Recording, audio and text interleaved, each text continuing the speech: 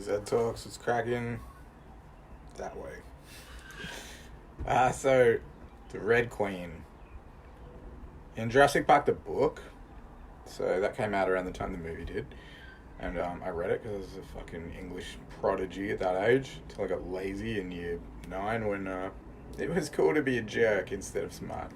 So the Red Queen in Jurassic Park, this evolutionary biologist talks about everything is running as fast as it can to stay exactly where it is, which is a quote from Alice in Wonderland. The Red Queen says to Alice, everything's running as fast as it can to stay exactly where it is. And what he meant was things evolve to catch up with each other. So as a bird develops like an antibody to stop ingesting the poison of that particular berry, the berry will create like a more accurate poison to kill that particular bird. So things are kind of like this, right? But everything's running as fast as it can. This reminds me of a friend I had in high school. You'll see why in a minute.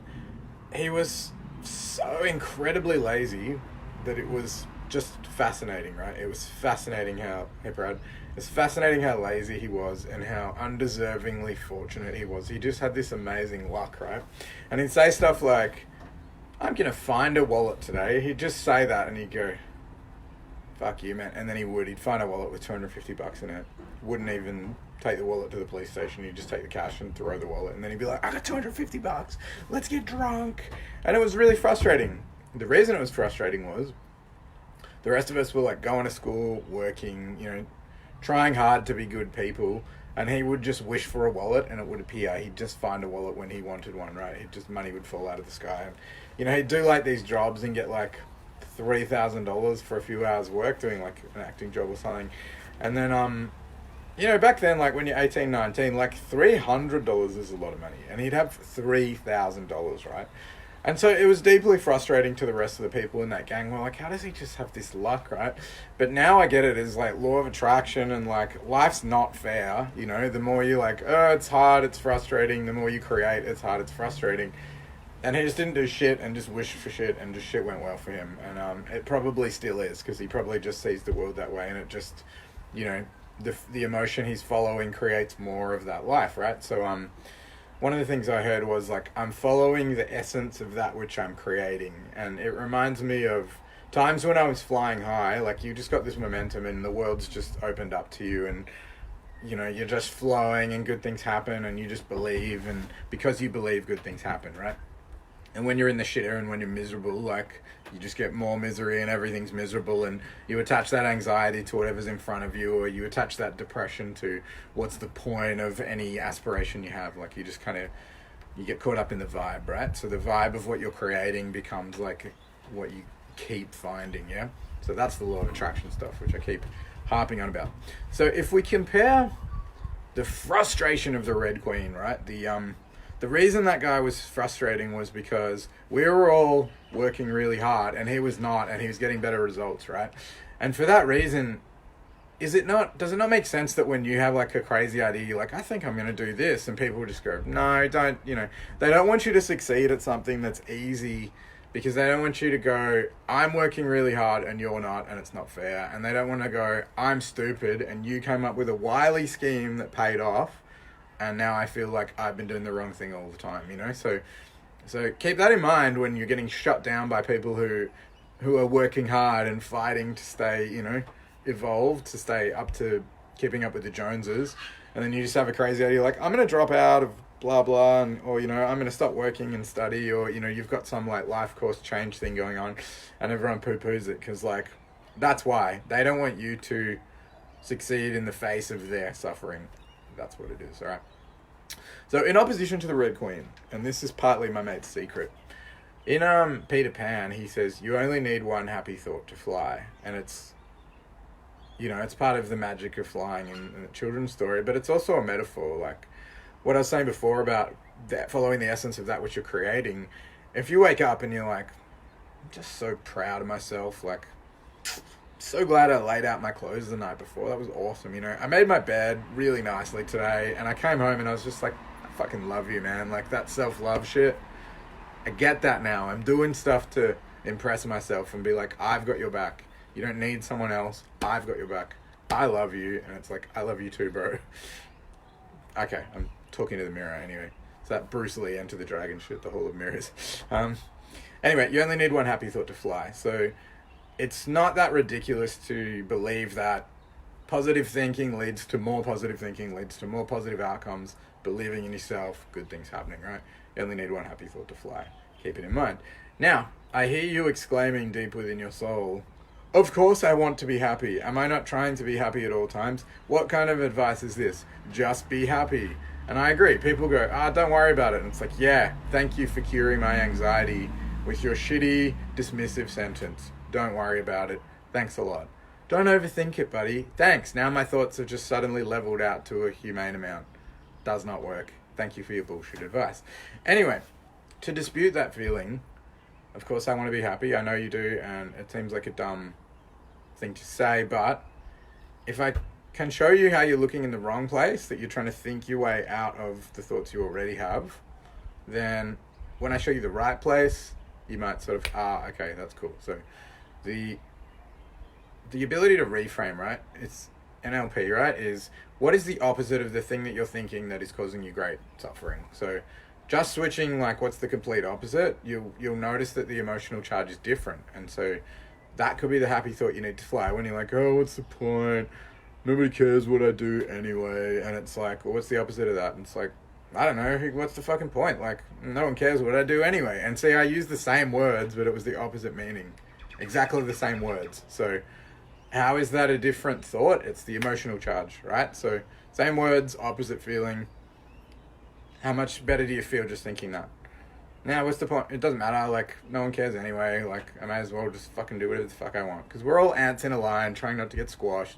No one really cares what you do unless it reminds them that they're suffering and they haven't worked it out yet. And it pisses them off that you have worked it out, right? That's not about you at all. It pisses them off that they haven't worked it out. That's what's happening. Everyone is always judging everyone to judge themselves. Okay? Everyone is always trying to validate what they're doing wrong, how they feel about themselves, what their parents think of them. So they can't even see you. They don't even know what you are. They don't even know the real you. They're just comparing themselves and questioning themselves. So you may as well do whatever the fuck you want. Long story short. It only takes one happy thought to fly. In one of the Esther Hicks videos, I don't know if you know Abraham Hicks and stuff, but it's apparently Esther Hicks is channeling some other being, and it kind of sounds like it because sometimes you hear Esther talk and she sounds like a normal lady, and the spirit that comes through her does not sound like her. It sounds like something else, and the other voice says we, as in Abraham, Esther, and Jerry, I think, and also maybe the horde of the collective consciousness. We want you to know that find a thought that gives you a different feeling was one of the things. So you can either go complete opposite, you can go opposing thought, and no, what's the point of trying? Like, and it's like, well, I've got everything to gain. What's the point of staying here? You know, so you can either go opposite, or you can just go, what's a better one, and just try a few other little thoughts. You could write them down, like when you're writing a headline for like sales copy, you try to find the best one. So you write down 50 of them and you pick the one that's the punchiest one. You can do that. So if any thought is really bothering you all the time, like just constantly, it's like, how can we reframe that? How can we repattern it? And then see how it feels, right? Everything has an emotional charge. This is the thing. And if you want to follow the essence of that which you're creating, you need to find an emotional charge that you're like, yeah, I could just do this one forever. For me, the goal is calm. Like, I've got excitement. Like, I want to feel passionate about where I'm heading, because then I know that I'll overcome obstacles. That if I'm like, no, fuck that, I'm going to keep going. Like, I'm going to keep fighting. I'm going to keep moving forward. I like that feeling, the determined passion. But it's like, I always want to come back to calm, because there's really no situation where it doesn't pay off to be calm. Like, in fighting and that, you don't want to be adrenaline and stuff, because then when you don't have the adrenaline, you're on the back foot. You could be doing the same moves and it's just not working because you're like, your intention's wrong, your intention's weak. Yeah, same thing as like how I used the same words and that was a different charge. It's like you can be using the same moves and it's a different emotional charge. So that's totally a thing as well. So just before I round it off, I just wanted to talk about intrinsic and extrinsic value. So one of the codependency things that we're looking at was like, can you love yourself just for no reason? So it's like, I matter just because. I'm a child of the universe. That's why I matter. Not because I've done stuff, right? Like, because I got my purple belt. It's like, I don't know if it was a bit of an anticlimax or I wanted it for so long that it was just like, oh, okay, thanks. Like, awesome. Or I was already kind of at the level that I feel like I am now. So, I don't know, but it's cool. It was on my to-do list, so I ticked it off. I'm like, yes, purple belt. But it's like, I don't feel like the sky opened up and everything's changed. You know why? Because it's an extrinsic goal, right? Where I'm at emotionally at this point in my life is unrelated to goals being achieved, right? And there's a couple of things I smashed out lately, and I'm like, yeah, I'm still like where I'm at emotionally. I'm still working on the stuff I was working on. I'm still getting excited about the things that I'm getting excited about. Because the extrinsic thing doesn't really change how I feel about myself. It doesn't really, right? And yeah, that's what's interesting is that they're on about this thing like you matter just because you matter.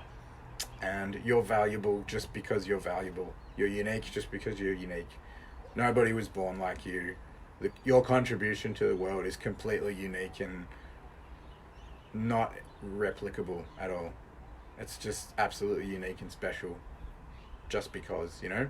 So no matter how many achievements you get and if you compare yourself to everyone else, because we're not all on the same path. Capitalism's like a lie. We're not all just trying to get money, yeah?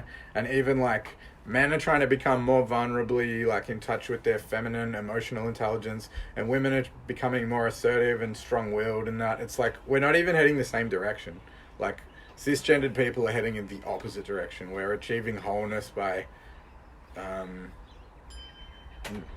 non-gendering, yeah? And that's cool. We're moving into this trans movement and stuff, as people are going to start in the middle and just expand, as opposed to being like masculine heading to feminine heading to masculine. I still personally enjoy polarity. Like, I think it's very sexy and enriching, and it helps you to understand where you are by understanding what you're not, and then by like unlearning that and then developing wholeness from there. I think that's kind of easier, but it might just be because I've been raised that way.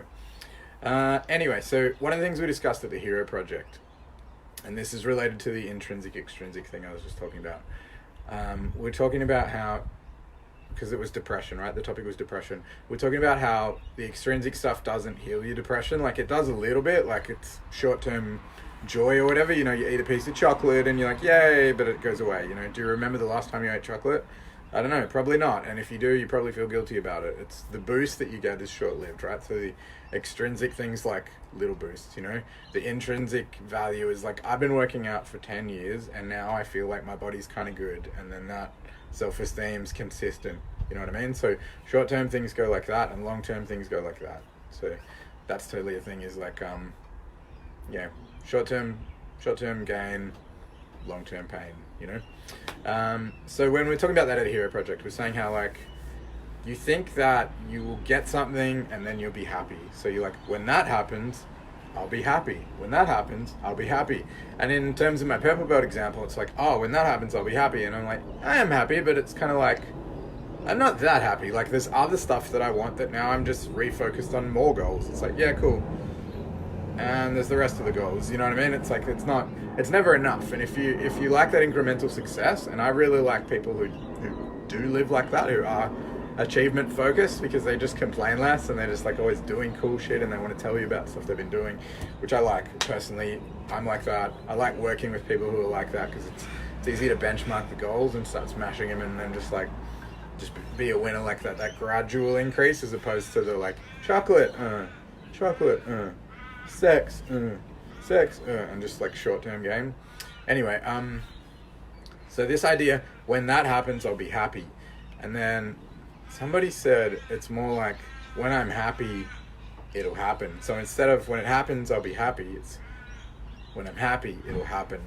And that really fits in with what I was saying about following the essence of that which you create. So if you're into incremental increase, if you're into just like being a winner and moving forward and feeling like you're getting somewhere, you'll always kind of feel like you're getting somewhere, because you're chasing the essence of that which you're creating. So I find that to be intrinsically valuable. It's like, it's not about the goals. It's not the purple belt. It's not writing another book. It's not, anyway, whatever your goals are, it's not about that. It's about the determination and the passion and moving forward and like overcoming the obstacles and that. It's the journey. It's the battle, right? So that's intrinsic. That's like a trait, is that you personally like being like that. And if you like being like that, you'll create a world like that, because it feels it feels true to you, you know? Like, yeah, you're mirroring how you feel externally. And that's the law of attraction stuff is, what would it feel like if I got the purple belt? I'd be like, yeah, it'd be pretty satisfying. And it was. When I got it, I was like, yeah, that's fucking cool, you know? Like, it was exactly what I expected it to be, because that's how the law of attraction works, right? Anyway, I think I've crapped on for too long, but it's not when it happens I'll be happy. It's like, when I'm happy, it'll happen. Try to reframe, see what feels good. When you find something that you can believe and cling to, that you think, yeah, I'm all about that, I want to keep creating that and keep moving towards that, practice it, visualize it, lock that feeling in, breathe it in and out, create it, make everything about that thought that generates that feeling, and you can keep on manifesting that life that you want to create. Follow the essence of that which you create. When you're happy, it'll happen.